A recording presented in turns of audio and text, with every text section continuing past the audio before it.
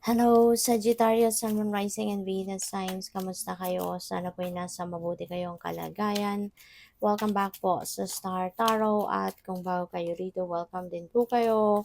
Please subscribe, like, share my videos, and leave me a comment kung nakaresonate po kayo. Thank you. So, yung first card ninyo dito, travel, no? So, siguro meron kayong pupuntahan.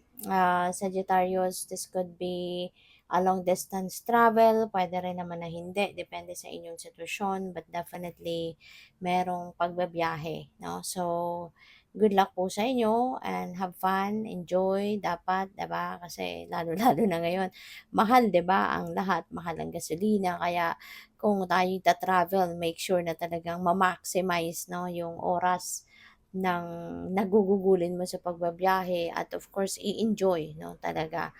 So, you have recharge, pupuwede na ng pagre-recharge ninyo dito, baka pupunta pa kayo sa baka yung travel na 'to, no, related dito sa pagre-recharge, baka magbe-beach kayo, baka, mag-a-adventure, may pupuntahan, 'di ba, para, doon mag-retreat, yung mga ganyan, no.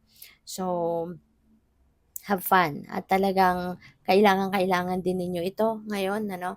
Yung pagta-travel din kasi lalong-lalo na kung naglo-long drive ka or kaya kahit nag-aano ka, yung kunyari malayong lugar, 'di ba, tapos mag-aano, yung by land yung travel, 'di ba. Ang enjoy din 'no, na nagkakaroon ka ng nakakakita ka ng ibang scenery, nakakalanghap ka ng masariwang hangin, 'di ba. Kung kunyari paprobinsya talaga yung ano, yung takbo. So, yun malaking ano din yun, malaking tulong na din, 'di ba, na nakakapag-refresh tayo, yung gano'n.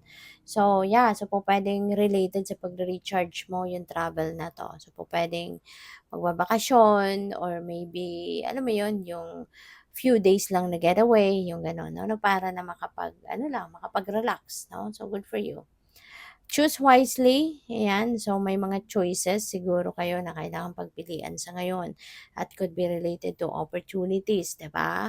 So, ang mahalaga, no, pag-isipan ninyong mabuti. Kung kunyari, yan ay mga oportunidad na pagpipilian, make sure na pag-iisipan ninyo mabuti, pakinggan ninyo yung inyong intuition para you will be guided accordingly. Okay? At para nang sa gano'n, 'di ba, hindi kayo magsisi at kung ano talaga yung sa tingin ninyo mai-enjoy ninyo, sa tingin ninyo mas mapapakinabangan ninyo, then yun talaga ang kunin ninyo. Yun ang i-embrace ninyo, yun ang piliin ninyo, hindi ba? So, good luck. So, by the way, maraming salamat for subscribing and if you haven't subscribed yet, subscribe na kayo. And also, maraming salamat din for not skipping the ads. Malaking bagay po yan sa akin. And also, please click the join button sa baba ng video kung gusto po ninyo na mag-join kayo sa membership. Okay? Salamat po. So, tingnan natin kung ano pa ang ganap dito for Sagittarius.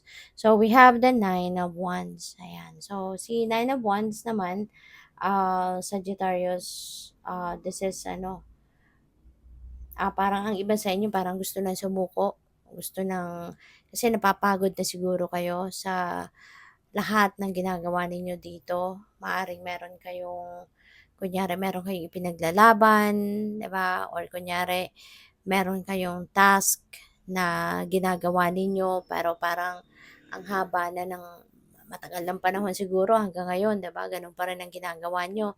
Pero hindi nyo pa rin nakukuha yung tagumpay or hindi nyo pa na-achieve yung mga bagay na gusto ninyong ma-achieve dito, no, sa ginagawa ninyo. So, maaaring may gano'n. Kaya parang parang napapagod na kayo, at gusto mo nang i-give up ito. So, yung Nine of Wands is a reminder, no, na you need to just continue on your path, continue to persevere, huwag kayong susuko kasi ang lapit mo na sa tagumpay.